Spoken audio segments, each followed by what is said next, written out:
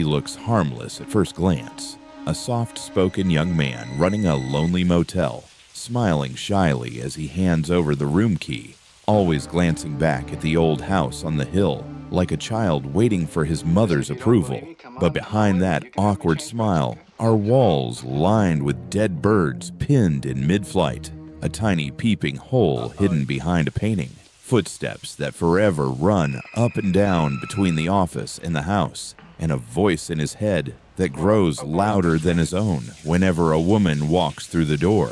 Norman Bates isn't just a killer in a horror classic. He's a trapped self slowly erased by guilt, desire, and a mother who never really leaves him alone, even when she's gone.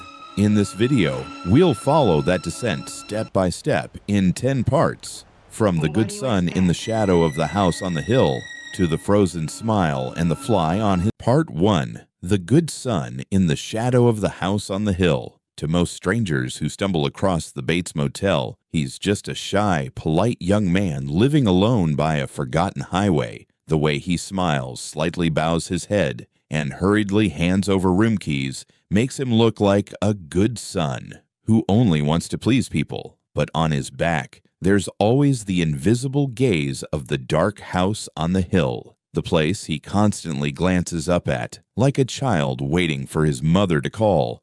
Every time he hears mother's voice echoing down, even if only in his head, his shoulders twitch, his smile vanishes, and worry suddenly fills his face.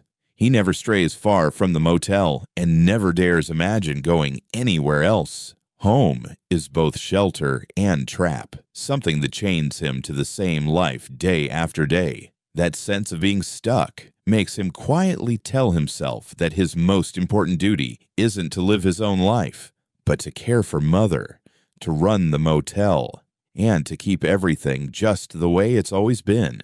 From that point, his first negative pattern is born. Any thought of freedom or change is immediately strangled with the same inner answer. Mother wouldn't like that. Part 2. The awkward smile and the birds pinned in place. In the back room behind the motel office, where he invites guests to sit for a chat, dead birds with outstretched wings hang on the walls as if forever frozen mid-flight. He talks about them gently, calling taxidermy a harmless hobby, but the way his fingers brush over their stiff feathers suggests something deeper. These birds are fixed into a permanent pose, unable to leave their small frames. They are copies of himself, kept in the posture of a good boy, never allowed to fly away from the nest. His embarrassed smile, the slightly high, nervous chuckle whenever guests ask about mother, betray the tension inside. He always starts answering very politely, but the moment someone touches on his relationship with mother, his eyes darken for a second, his tone sharpens just a little, then quickly smooths over again. That sudden shift, from gentle to defensive and back to normal, is a pattern that repeats. He can't face the truth that mother has become the obsessive center of his life, so he covers it with evasive phrases, awkward jokes, and a wall of dead birds staring down like silent judges. Part 3. Mother's voice, louder than his own. Every time a female guest arrives, especially one who brings the air of the city and of freedom with her, the voice in his head grows louder. He hears mother criticizing, jealous, judging, as if she were standing at the top of the stairs, hand gripping the banister, eyes staring down. He argues with that voice in the helpless tone of a son asking permission, gentle, placating, trying to persuade her that it doesn't mean anything, that she's just a stranger passing through. But the more he tries to soothe, the sharper and more merciless mother's voice becomes, forcing him to back down and accept that every final decision belongs to her. Muttering to himself, debating with someone who isn't really there, becomes a habit. When he's under pressure, he doesn't look for answers within himself. He returns to mother's verdict. Another negative pattern sets in. Instead of learning to say, "I want," or "I think," he only ever says, "Mother would be angry." and lets that sentence shut down all other possibilities. Each time, his own self retreats another step, surrendering more ground to the invisible authority he both fears and clings to. And Part 4. The Peeping Hole and the Shame. He can't name. Marion's arrival feels like a strange wind blowing into his tiny world. When he hears her talk about starting over, about taking control of her own life, his eyes show both admiration and confusion. A part of him dimly longs for something similar, but Mother's voice immediately cuts through that wish. So after their dinner in the bird-filled parlor, when Marion returns to her room, he stays behind alone, hand reaching for the picture on the wall, sliding it aside to reveal the small hole he carved long ago. That furtive act is not the first time. It's a familiar ritual he repeats whenever a woman unsettles him. He presses his eye to the gap, watching, trembling, yet unable to pull away. Then the wave of shame rises. He jerks back, lips pressed tight, as if he's just been caught by his own conscience. But instead of facing that guilt, he falls back into an old pattern, blaming it all on the weakness of women, on the temptations Mother always warned him about. Each time he peeks through that hole and then whirls away, he reinforces a dangerous habit, splitting his desire off from his good son identity and exiling it into a dark corner he refuses to name, where Mother will inevitably appear to punish on his behalf. Part 5. The moment he steps out of himself. As the water begins to run in the bathroom beyond the wall, he sits alone in his room, eyes drifting toward the house on the hill. Between the sound of the water, the wind, and Mother's voice in his head, a strange disconnection slips in, as if someone inside is pulling him out of the observer's seat. Floods of memories swirl together, lectures about morality, harsh warnings about sex, stories of how women bring trouble, and how nice boys must stay away. At that point, he is no longer making choices in the usual sense. This is when his most dangerous negative pattern surfaces. Whenever desire and guilt collide too violently, he lets one part of himself disappear and Mother's voice take full control of his body. What follows is a blank space in his memory, which he hurriedly fills with other tasks. He doesn't describe it, doesn't dare picture it. He only knows something terrible happened, and his job, like always, is to clean up, to cover it, and to protect Mother from being misunderstood by others. It's Part 6. The man who scrubs away sin as if nothing happened, standing beside the spreading water on the bathroom floor, staring at the chaos around him. He doesn't allow himself to break down. His hands tremble for a few seconds, then harden. He moves like a machine, collecting each item, wiping each stain, erasing each trace. He avoids looking directly at what just occurred, as if not looking might turn it into an invisible incident. His face becomes eerily blank. All emotion drains into a single goal.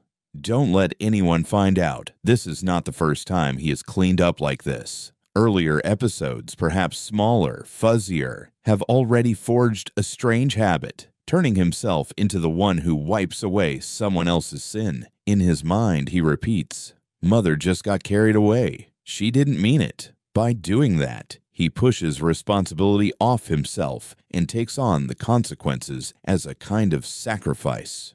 The pattern, "I'm the one who fixes things for Mother," helps him survive the initial shock, but it also further blurs the line between him and her. If every act belongs to Mother and every cleanup belongs to him, then in the end, who is truly choosing this path?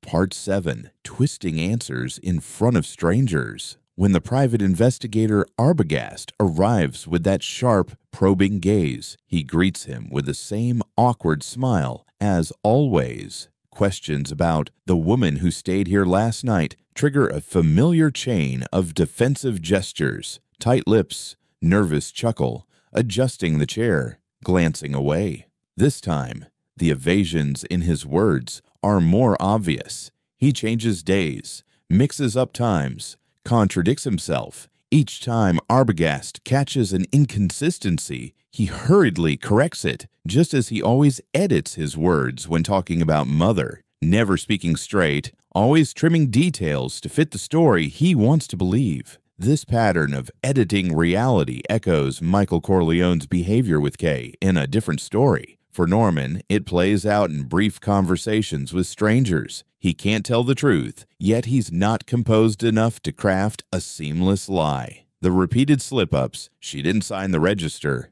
she left last night, she only stayed a while, weave a net of tension that he himself gets tangled in. Each rapid blink, each unconscious touch to his mouth, each shrinking of his shoulders exposes the old pattern, denial and avoidance, dragging him closer to the moment when everything will fall apart. Part 8. The House on the Hill and the Endless, running up and down. Whenever someone seems close to the truth, his eyes automatically flick to the house on the hill, seeking direction. He runs up the stairs, then back down, sometimes only to check where Mother is, sometimes to soothe her, to beg her to calm down. From the outside, those frantic trips could look like the actions of a dutiful son fussing over an elderly mother. From the inside, they are the loops of obsession. Any problem, any threat, he immediately translates into Mother's position in the house. If she is safe, it means the secret is still protected. If she is upset, he must do something more extreme. The house, with its dusty rooms and old furniture, is the physical shell of a frozen inner world. He never lets anyone in, just as he never lets anyone into the private memories where Mother once policed every thought and every desire, carrying Mother from room to room. Hiding her, rearranging her position, is how he turns his fear of losing control into something tangible. Each time he does this, the pattern repeats. Instead of accepting that some things are beyond repair, he rearranges objects and rewrites the story, convinced that, like the things in the house, the past will stay where he puts it. Part 9. The moment his self melts into another voice, when the secret in the basement is uncovered and the outside world finally collides with his inner world. He has no more hiding place. The clash between reality and his constructed fantasy explodes, but instead of fighting, a part of him simply recedes into darkness, leaving the stage to the voice that has ruled him all along in custody, sitting motionless. He no longer thinks, "What have I done?" but "What are they saying Mother has done?" That shift in inner pronouns is the final sign that his deepest negative pattern, escaping responsibility by projecting everything onto Mother, has taken full control. The self who once blushed, trembled, and stammered in front of guests grows quiet, making room for a colder, resentful, judging presence. On the surface, he may fully believe he did nothing. At a deeper level, his mind protects itself from unbearable truth by trapping him in a maze where he is both the innocent child and the only one tasked with defending Mother against all accusations. The last loop is one of disappearance. Every time he refuses to use "I" for what happened, he nails his own identity into a dark corner and lets another persona step forward. Part 10. The Frozen Smile and the Fly on His Hand. In the end, as he sits with his head slightly bowed, eyes fixed on his hand, what remains is a thin, chilling smile. He hears what people say, hears their analysis, but in his mind the only voice that matters is Mother's, now completely fused with his own. When a fly lands on his hand, he keeps perfectly still, refusing to flick it away, as if to prove how gentle he is, how he wouldn't even hurt a fly. That thought, repeated again and again, is the final version of his self-justifying pattern. All his life, he has tried to convince himself that he is just the good son, just the victim of Mother, just the one who cleans up, never the one who truly does anything.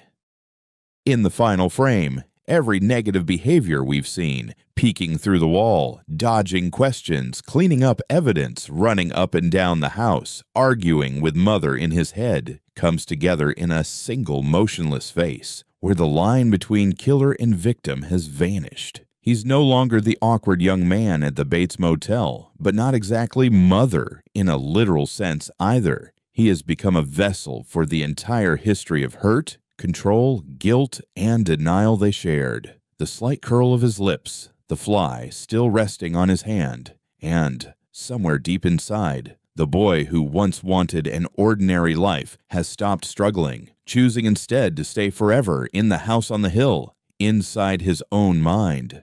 What do you think about these facts? Leave us your comments in the section below. We hope you have found this helpful video. Don't forget to leave a like, share, and subscribe to the channel if you like it. Thank you for watching this, and see you in the next videos. Goodbye.